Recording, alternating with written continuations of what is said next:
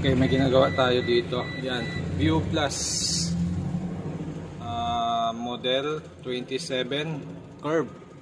Ang problema nito ay nagbubukas naman siya, kaya lang walang picture.